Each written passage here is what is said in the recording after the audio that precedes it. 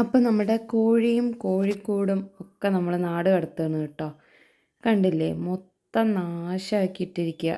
ഒരു വൃത്തിയില്ല വീട് കാണാനായിട്ട്. എത്ര നമ്മൾ ക്ലീൻ ചെയ്താലും വീണ്ടും ഇതേപോലെ ആക്കി വയ്ക്കും. ഒരു ഒറ്റ മണിക്കൂർ മതി സെയിം ഇതേപോലെ ആക്കി വയ്ക്കാൻ. അപ്പം എനിക്ക് ചെയ്ത് മതിയായിട്ട് അതിനെ കൊടുക്കണം എന്ന് ഒരുപാട് വാശി പിടിച്ച് അവസാനം ആ ഒരു വലിയ കൂടും കോഴികൾ കംപ്ലീറ്റ് എല്ലാം അങ്ങോട്ട് കൊടുത്തു. ഇത്രയും ദിവസം വളർത്തിയ കോഴികളായതുകൊണ്ട് കൊടുക്കുമ്പോൾ ഒരു സങ്കടമുണ്ട്. പക്ഷേ ഇനി എനിക്ക് വീട് വൃത്തിയാക്കാൻ വയ്യ. അതുകൊണ്ട് ഞാൻ കൊടുക്കാമെന്ന് അങ്ങോട്ട് വിചാരിച്ചു. ഇനി വേണം കുറച്ച് ചെടികളൊക്കെ വെച്ചൊന്ന് പിടിപ്പിക്കാനായിട്ട്. അടിപൊളിയായിട്ട് ഇരുന്നതായിരുന്നു ഇവിടെയൊക്കെ, നിറയെ ചെടികളൊക്കെ വെച്ചിട്ട്.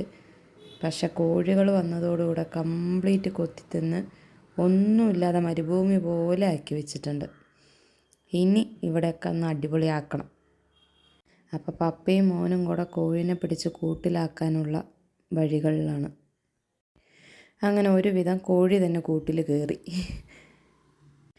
ഇനിയിപ്പോൾ നമ്മുടെ വണ്ടിയിൽ തന്നെയാണ് കേട്ടോ കോഴിക്കൂട് കൊണ്ടുപോകണത്. ഇവിടെ അടുത്ത ആർക്കോ തന്നെയാണ് കൊടുത്തിരിക്കുന്നത്. അപ്പോൾ ഹസ്ബൻഡും ഹസ്ബൻഡിൻ്റെ ഫ്രണ്ട്സും ഒക്കെ കൂടെ ആ കൂടൊക്കെ എടുത്ത് മുകളിലേക്ക് വെച്ചു.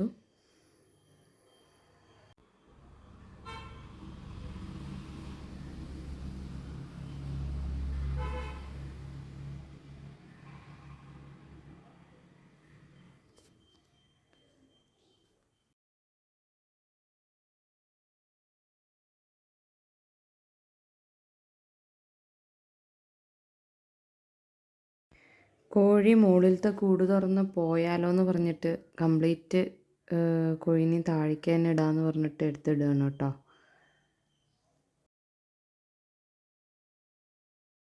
അങ്ങനെ കോഴിക്കൂട് ഇങ്ങോട്ട് നീങ്ങി വരാതിരിക്കാൻ കയറും കെട്ടി.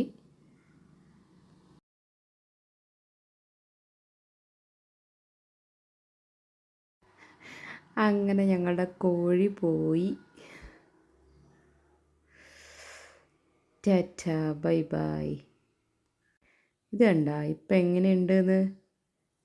ഇത് കോഴി പോയതിന് ശേഷം ഞങ്ങൾ രണ്ടാളും കൂടെ മൊത്തം നീറ്റാക്കിയതാണ്.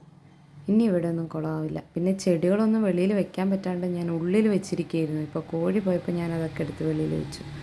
മൊത്തത്തിലൊന്ന് ക്ലീനാക്കിയിട്ടുണ്ട്. ഇനി എനിക്ക് കുറച്ച് ചെടിയൊക്കെ വെച്ച് പിടിപ്പിക്കണം, ഒന്ന് അടിപൊളിയാക്കണം. ഇപ്പം ഇങ്ങനെയാണ് മുറ്റം.